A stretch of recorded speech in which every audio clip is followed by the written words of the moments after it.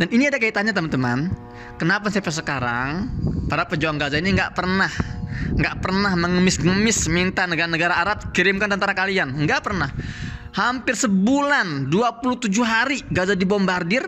Hampir setiap hari Abu Ubaidah, jubirnya Brigade Q Al-Qassam ini, tampil membuat rilis. Nggak pernah sekalipun dia meminta mengemis-ngemis kirimkan tentara kalian. Nggak pernah. Kenapa? Berbagai pertempuran antara para pejuang Gaza dengan musuh itu, para pejuang Gaza ini nggak pernah menurunkan lebih dari 30% kekuatannya. Sebelum Nabi Muhammad SAW meninggal, beliau menyiapkan pasukan terbaiknya di bawah pimpinan Usama bin Zaid, seorang pemuda yang ada yang menyebutkan usianya 16 tahun saat itu, dan dia membawahi, artinya memimpin paling perang muslim. Rasul kirimkan ke arah Palestina untuk menaklukkan Palestina dari tangan Romawi.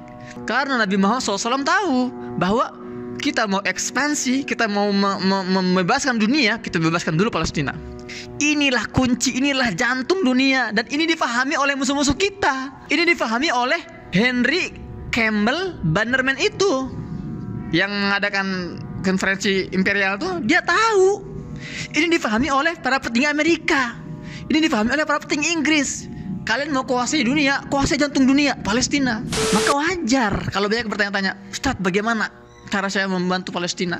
Mungkin kalian di antara orang-orang yang bertanya masalah itu, saya sudah sanggup Ustadz melihat darah di mana-mana, jenazah para syuhada, anak-anak, wanita. Saya ingin berbuat sesuatu, saya harus ngapain Ustadz? Dan saya selalu menjawab dengan jawaban yang sama. Bismillahirrahmanirrahim. Assalamualaikum warahmatullahi wabarakatuh. Masih hari yang ke-27 sejak agresi Israel, teman-teman. Ada beberapa pertanyaan yang sering sekali saya terima dan berulang-ulang ditanyakan oleh teman-teman di Indonesia. Apa yang bisa kita lakukan untuk Palestina hari ini? Saya dalam postingan sebelumnya sudah membahas alasan kenapa negara-negara di sekitar Palestina ini nggak bisa kirim pasukan. Kenapa Indonesia nggak bisa kirim pasukan? Kenapa Mesir, Yordan, Suriah nggak bisa kirim pasukan ke Palestina? Karena penjajahan Israel ke Palestina ini tidak sehari dua hari, tidak setahun dua tahun. Ini sudah diperhitungkan sejak 1907 dalam sebuah konferensi rahasia yang namanya konferensi imperial. Sudah saya jelaskan di video sebelumnya. Jadi adanya negara-negara, bendera-bendera, peraturan-peraturan internasional, pemetak-metakan kekuatan, itu semua bagian dari usaha agar Barat ini bisa mendominasi hegemoninya di Timur Tengah.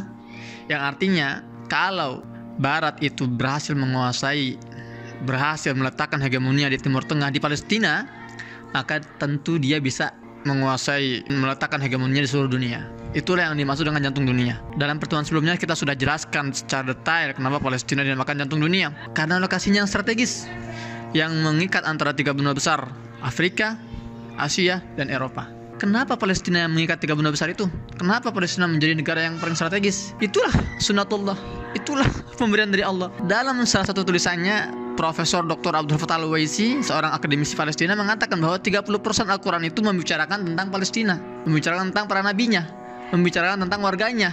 Karena para nabi itu kan orang Palestina kan. Kita bicara Nabi Ibrahim, lahir di Irak, tinggal di Palestina. Anaknya dua-duanya, Ismail, Ishak, lahir di Palestina. Nabi Ishak punya anak lagi, Nabi Yakub, orang Palestina.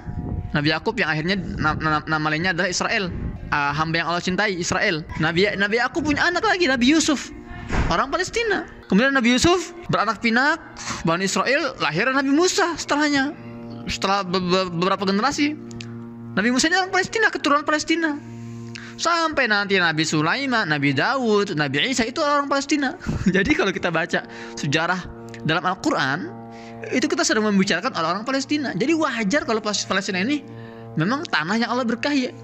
30% Al-Quran itu bicara tentang Palestina, tapi tidak pernah Allah menyebut kata Palestina dalam Al-Quran. Jadi kata Palestina bukan sebutan, bukan penamaan dari Al-Quran, dari Allah, tapi Allah menyebut Palestina dengan bahasa paling mulia, dengan menggunakan kosakata paling keren, Al-Ardul Muqaddasah, Al-Ardul Mubarakah. Banyak dalam Al-Quran Allah menyebut Palestina dengan istilah Al-Ardul Mubarakah, wa anjaynahu wa lutan ilal ardil lati barakna fiha lil alamin. Dan kami selamatkan, kata Allah, kami selamatkan Ibrahim dan Lut alaihi wassalam ke bumi yang kami berkahi, dan keberkahannya itu untuk seluruh alam semesta. Perhatikan kata-kata ini ya. Jadi keberkahan Palestina itu dampaknya, efeknya itu untuk alam semesta. Indonesia pun, pemerintah Indonesia, warga Indonesia, kalau konsisten memperjuangkan Palestina, demi Allah akan mendapatkan keberkahannya, akan kecepratan keberkahannya. Negara manapun kalau memperjuangkan Palestina akan terkena keberkahannya. Saya tadi siang dapat testimoni kakak saya ini punya sahabatnya ini, masya Allah ya, sejak agresi Israel ke Gaza ini dia mati-matian kan. Dia itu pengusaha kecil-kecilan, kemudian dia kalau nggak salah berdagang gitu kan.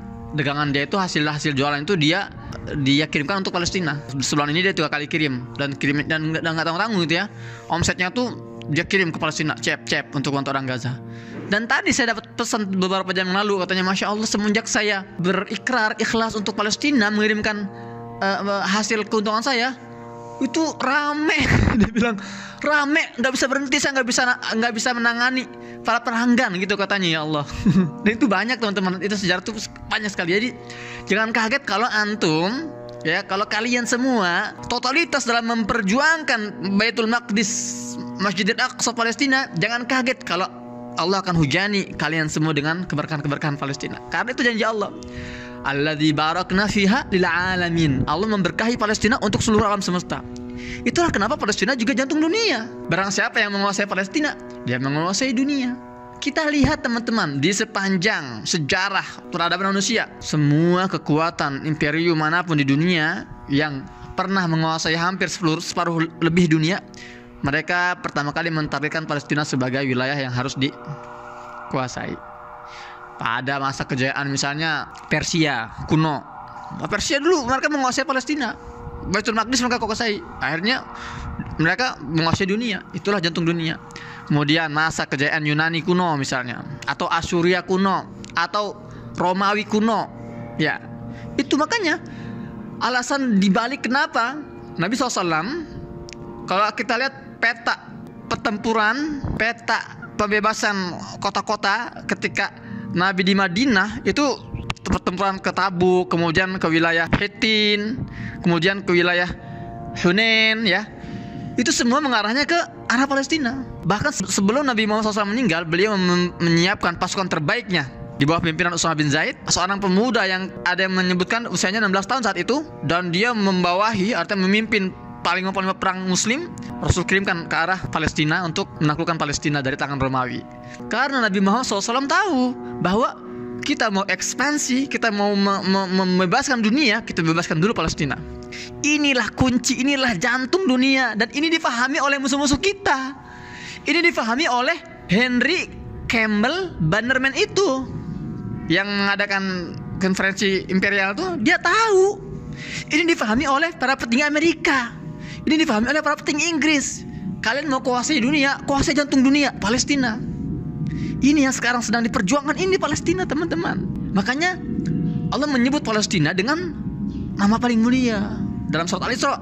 A'udzubillahi minasyaitonirrajim. Bismillahirrahmanirrahim. Subhanalladzi asra bi'abdihi laila minal masjidil harami ilal masjidil aqsa alladzi barakna haulahu. Alladzi barakna haulahu. Pertama yang surat sebelumnya al-barakna fi alamin, Allah memberkahi Palestina untuk seluruh alam. Dan dalam surat Al-Isra, tanah yang diberkahi sekitar Palestina. Itulah kenapa Palestina ini, ya suka tidak suka, dia akan selalu menjadi pusat perhatian dunia, pusat konflik dunia, karena ini adalah jantung dunia. Dan kita hari ini harus bersyukur teman-teman, karena kita hidup di masa-masa kita bisa memiliki peluang untuk memperjuangkan jantung dunia, Palestina, negeri para nabi. Masya Allah. Maka wajar kalau banyak bertanya-tanya, Ustadz bagaimana cara saya membantu Palestina? Banyak sekali kan? Mungkin kalian di antara orang-orang yang bertanya masalah itu, saya sudah sanggup Ustadz melihat darah di mana-mana, jenazah para syuhada, anak-anak, wanita. Saya ingin berbuat sesuatu, saya harus ngapain Ustadz? Saya sering banget ditanya pertanyaan ini di berbagai forum, dan saya selalu menjawab dengan jawaban yang sama. Saya menjawab bukan dengan ro'yu saya, bukan dengan opini saya. Ya oke lah, saya bisa berfilosofi, saya bisa mengelaborasi apa yang dibutuhkan, saya bisa berbicara tentang hal-hal yang ya bisa membantu Palestina, oke. Tapi saya selalu menjawab pertanyaan tersebut dengan sebuah pijakan yang sesuai. Saya selalu menjawab tidak dengan jawaban saya, tapi jawaban Nabi Muhammad SAW yang pernah ditanya dengan pertanyaan serupa 14 abad yang lalu. Jadi pertanyaan yang kalian tanyakan ini, Ustadz kita harus ngapain untuk Palestina hari ini? itu sudah pernah ditanyakan 1400 tahun yang lalu kepada Nabi Muhammad SAW. Jadi itu bukan pertanyaan baru. Makanya saya di sini hanya menjadi penyambung lidah, penyambung lisan, penyambung pesan yang pernah disampaikan oleh Nabi SAW di depan para sahabat. Saya akan sampaikan kepada kalian dalam konten kali ini. Dan ini ada kaitannya teman-teman. Kenapa sampai sekarang para pejuang Gaza ini nggak pernah mengemis-ngemis minta negara-negara Arab kirimkan tentara kalian. Nggak pernah. Hampir sebulan, 27 hari Gaza dibombardir. Hampir setiap hari Abu Ubaidah, jubirnya Brigade Q Al-Qassam ini tampil membuat rilis. Nggak pernah sekalipun dia meminta mengemis-ngemis kirimkan tentara kalian. Nggak pernah. Kenapa? Karena para pejuang Gaza hari ini tidak butuh tentara. Bukan itu yang dibutuhkan. Apa yang dibutuhkan? Senada dengan jawaban Nabi SAW 14 abad yang lalu. Jadi mohon maaf teman-teman nih, kalau ada yang terlalu semangat, Ustaz, saya mau ke Gaza, Ustaz, saya mau angkat senjata, saya mau berjihad dengan senjata. Bro, sabar bro. Ada hal yang bisa lebih vital, yang bisa lebih strategis yang bisa Anda lakukan selain angkat senjata. Karena kabar gembiranya, Gaza ini berkali-kali masuk dalam berbagai pertempuran. Tahun 2008 pertempuran Al-Furqan 22 hari. Tahun 2012 pertempuran Hijratus Sijil 8 hari. Tahun 2014 pertempuran Al-Asul Ma'kul 50 hari. 2021 pertempuran Saiful Quds 17 hari. Berbagai pertempuran antara para pejuang Gaza dengan musuh itu. Para pejuang Gaza ini nggak pernah menurunkan lebih dari 30% kekuatannya. Jadi mereka belum menurunkan 100%. Termasuk pertempuran hari ini yang sudah masuk sebulan. Ini baru berapa persen yang diturunkan. Kapan mereka menurunkan 100%? Kalau para penjajah itu berani masuk secara masif jalur darat. Disitulah mereka akan turunkan 100%. Tapi selama ini kan serangan-serangan dari udara. Dem. Para pejuang nggak mungkin kan mati konyol keluar nembakin pesawat, nggak mungkin. Nah, tapi ketika mereka sudah mulai melakukan serangan darat, saat itulah para personil-personil perjuang ini mereka keluar. Tapi sekali lagi, 5 pertempuran terakhir belum pernah mereka keluarkan lebih dari 30% kekuatan mereka. Jadi tenang. Makanya itulah kenapa sekali lagi Abu Ubaidah belum pernah meminta mengemis-ngemis tentara-tentara dunia untuk masuk ke Gaza untuk membantu pertempuran. Nggak perlu, karena mereka masih bisa menghandle. Lantas apa yang dibutuhkan? Sudah disebutkan oleh Abu Ubaidah. Kalian cek aja lah, banyak tuh sumber-sumbernya. Termasuk kalian bisa masuk ke grup Telegram Gaza Media. Di situ ada tim Gaza Media yang memberitakan faktual dan aktual tentang perkembangan perjuangan di Gaza. Ini silakan bisa kalian scan barcode-nya di sini. Oke, saya akan beralih ke 14 abad yang lalu. Sepulangnya Nabi SAW dari Isra Mi'raj. Isra Mi'raj itu kan perjalanan malam hari dari Mekah ke Baitul Maqdis, ya. Dari Baitul Maqdis Rasulullah diterbangkan ke langit ke-7. Ke Sidratul Muntaha. Ada pertanyaan, apakah Allah Subhanahu wa taala tidak mampu menerbangkan Nabi Muhammad SAW malam hari itu, peristiwa Isra Mi'raj itu? Ini suara drone ini banget nih, kenceng banget nih. Tadi baru ada suara dentuman dekat banget di tempat saya berada. Tadi ada suara ambulan juga lewat. Oke. Pertanyaannya adalah, apakah Allah Ta'ala tidak mampu menerbangkan Nabi SAW dari Masjidil Haram langsung ke langit ke-7? Kenapa Allah mampirkan dulu dari Masjidil Haram ke Masjidil Aqsa dulu? Dari Masjidil Aqsa baru langsung naik ke langit ke-7 untuk mendapatkan perintah sholat 5 waktu, ya kan? Gitu pertanyaannya kan? Hikmahnya banyak, hikmahnya besar. Salah satunya adalah bahwa Allah ingin mengingatkan kepada umat Islam bahwa Palestina ini merupakan tempat terdekat dengan langit. Nah, terdekat ini nggak masih jarak ya. Artinya apa? Amalan-amalan kalian kalau mau gampang diterima masuk ke langit, harus ada kaitan dengan Masjidil Aqsa. Ini bumi jihad, ini bumi perjuangan Palestina. Itu satu di antara banyak hikmah Isra Mi'raj mampir dari Masjidil Haram ke Masjidil Aqsa dulu. Pada peristiwa Isra Mi'raj itu Nabi SAW juga bertemu dengan para nabi, pernah mengadakan KTT, konferensi tingkat tinggi dengan para nabi, sholat berjamaah dengan seluruh nabi dan rasul, bertemu Nabi Adam, Nabi Isa, Nabi Musa, Nabi Ibrahim, bertemu dengan para nabi semua. Nabi Muhammad SAW yang saat itu di Amul Huzn, di tahun kesedihan, di mana istrinya meninggal, Khadijah wafat, kemudian pamannya Abu Talib juga Allah wafatkan, sedih. Akhirnya Allah bawa ke Masjidil Aqsa, dipertemukan dengan para pendahulunya untuk disalurkan energi perjuangan, energi kenabian, energi tongkat estafet, ya, kepemimpinan. Diserahkan. Nabi Muhammad SAW pulang dari Masjidil Aqsa kembali ke Mekah, ke Masjidil Haram, terbukalah wawasannya, terinstall ulang semangatnya, baterai perjuangannya full lagi nih, full charging nih Nabi SAW nih. Makanya sejak itu Nabi SAW mulai memfokuskan perhatiannya ke Baitul Maqdis. Banyak hadis-hadis diriwayatkan oleh Nabi SAW sejak Isra Mi'raj itu tentang Baitul Maqdis. Banyak sekali tentang keutamaan Baitul Maqdis, tentang akhir zaman di Baitul Maqdis, perjuangan di Baitul Maqdis. Banyak sekali. Selalu itu beliau kalau ngobrol itu bahas itu pasti dilempar ke Baitul Maqdis. Para sahabat itu dibawa untuk apa? Untuk mencintai Baitul Maqdis Palestina. Para sahabat itu dibawa untuk mencintai, menghormati, memuliakan Baitul Maqdis. Sampai suatu hari, perhatikan, di sebuah forum Nabi sedang membahas tentang Baitul Maqdis. Seorang hamba sahaya namanya Maimunah angkat tangannya, atau Allah alam gimana, yang pasti dia interupsi. Apa kata Maimunah? Qalat, ya Nabi Allah, aftina fi Baitul Maqdis. Maimunah ini adalah hamba sahaya Nabi SAW, artinya pembantunya Nabi SAW. Kata Maimunah, seorang wanita ini, ya Rasulullah, ya Nabi Allah, berikanlah kami fatwa, instruksi tentang Baitul Maqdis. Kenapa Maimunah tiba-tiba meminta instruksi Baitul Maqdis, tentang Baitul Maqdis, tentang Palestina? Nggak mungkin tiba-tiba gitu aja kan nanya, kita minta fatwa Baitul Maqdis. Enggak, karena saat itu topik yang lagi viral, lagi trending di kalangan para sahabat di Madinah hari itu tentang Baitul Maqdis, tentang keutamaan Baitul Maqdis, tentang keberkahan Baitul Maqdis. Makanya Maimunah ini akhirnya terpanggil untuk, ya Rasulullah, kami harus ngapain? Dan saat itu Baitul Maqdis kondisinya itu masih dijajah oleh Romawi. Ada sebagian saudara mengatakan oleh Persia, tapi yang lebih kuat itu oleh Romawi. Jadi pertanyaan Maimunah ini tidak muncul tiba-tiba, tapi ini adalah semacam akumulasi kerinduan dan semangat memperjuangkan Baitul Maqdis. Makanya akhirnya keluar kata-kata ini, pertanyaan ini, ya Rasulullah, kami harus ngapain terhadap Baitul Maqdis, terhadap Palestina? Apa kata Nabi SAW? Perhatikan ya. Nabi SAW sebelum menjawab pertanyaan atau memberikan fatwa, beliau selalu mengedukasi terlebih dahulu. Apa kata Nabi? Ardul mahsyar wal mansyar. Artinya Baitul Maqdis itu adalah padang mahsyar, tempat seluruh umat manusia ini akan dikumpulkan di akhir zaman. Ya, ada dua pendapat. Ada yang mengatakan dikumpulkan sebelum hari kiamat, ada yang mengatakan setelah hari kiamat. Kalau saya lebih meyakini ya yang roji itu setelah hari kiamat. Jadi hari kiamat semua akan dimatikan, seluruh makhluk, dan akan dibangkitkan kembali dan dikumpulkan di padang mahsyar. Di mana padang mahsyar itu? Itu adalah di Baitul Maqdis, di Palestina, dalam bentuk bumi yang baru. Ya, jadi itu keutamaan Baitul Maqdis. Jadi kalian suka nggak suka, bisa nggak bisa, nanti kalau kalian sudah meninggal semuanya, kalian akan dibangkitkan semua dan akan berjalan, akan dibawa oleh Allah Ta'ala ke Baitul Maqdis, padang mahsyar ini.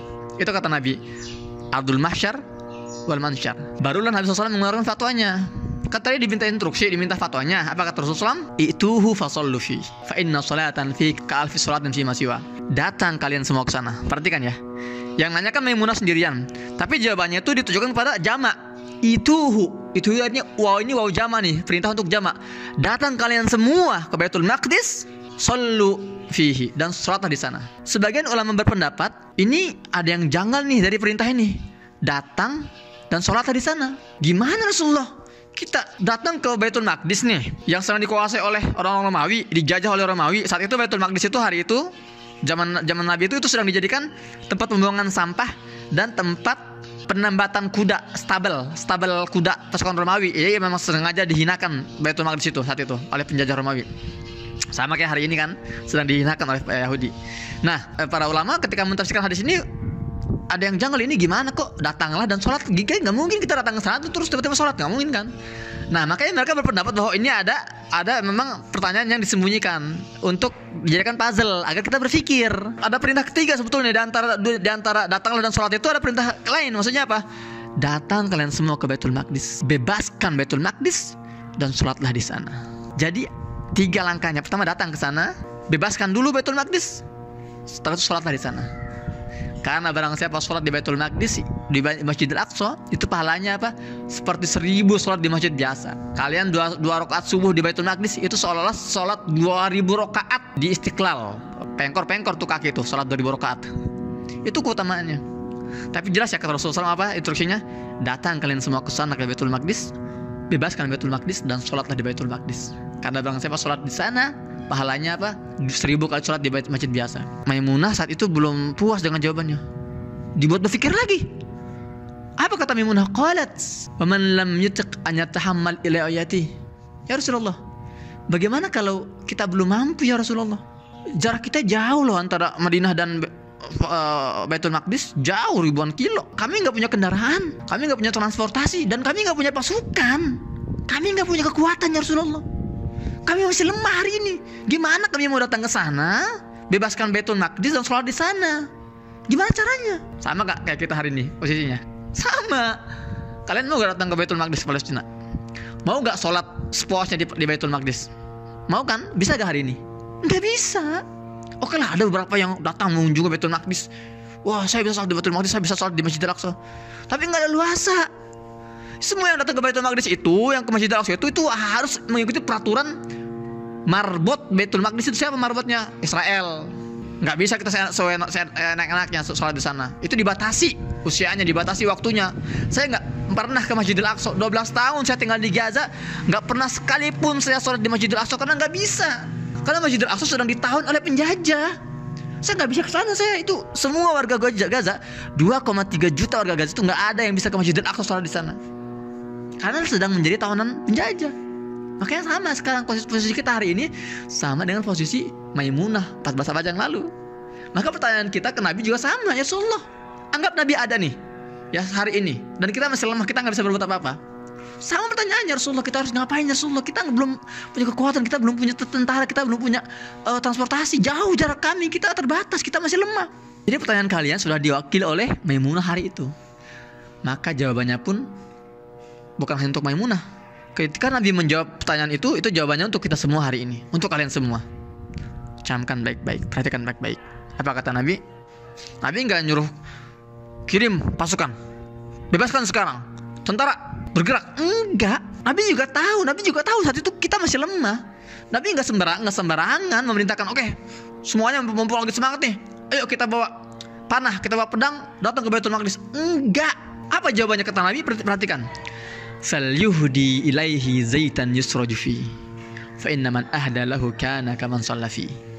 Kata Nabi, falyuhdi, kalau kalian belum mampu, belum sanggup, falyuhdi, maka kirimkanlah hadiah. Yuhdi ini fi'il mudhari'. Asal katanya ahda, madinya ahda, yuhdi ihdaan, hadiah. Kata Nabi, maka kalian kirimkanlah hadiah ke Baitul Maqdis. Falyuhdi ilaihi zaitan, kirimkanlah hadiah berupa minyak.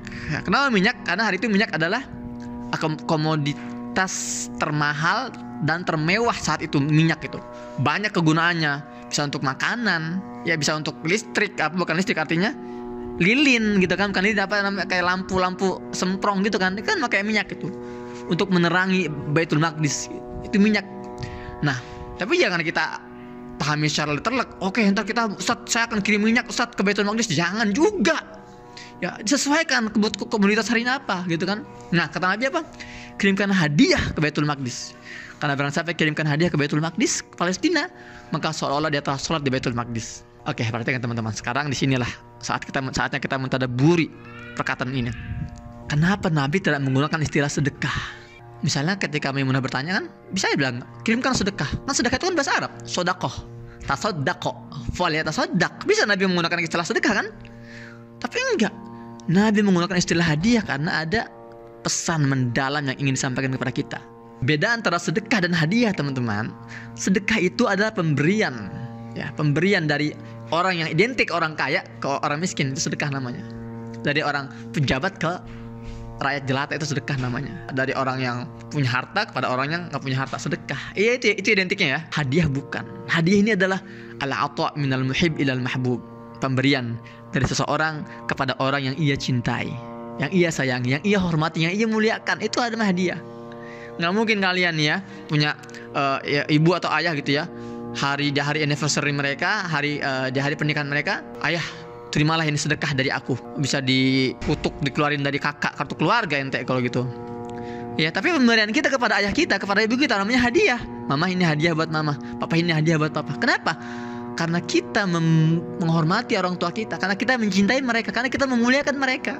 Maka ketika Nabi menggunakan istilah kirimkanlah hadiah ke Baitul Maqdis, itu ada makna yang mendalam. Artinya apa? Wahai umat Islam, jangan kalian sekali-kali memperlakukan warga Palestina, warga Baitul Maqdis sebagai orang-orang fakir, orang-orang membutuhkan yang meminta-minta sedekah kalian. Jangan kalian pandang rendah mereka, orang-orang yang membutuhkan materi kalian. Jangan. Tapi anggaplah mereka, pandang mereka, perlakukan mereka sebagai orang-orang yang kalian cintai. yang kalian hormati, yang kalian muliakan. Maka kalau kalian mau beri sesuatu ke Palestina, niatnya apa? Hadiah, jangan sedekah. Itu beda antara sedekah dan hadiah. Jadi kita jangan menganggap orang Palestina sebagai orang yang kasihan, aduh orang miskin, orang yang terzalimi, enggak gitu. Tapi kita pandang mereka sebagai orang para pejuang yang sedang memperjuangkan kehormatan kita, yang sedang memperjuangkan wibawa umat Islam, karisma umat Islam hari ini.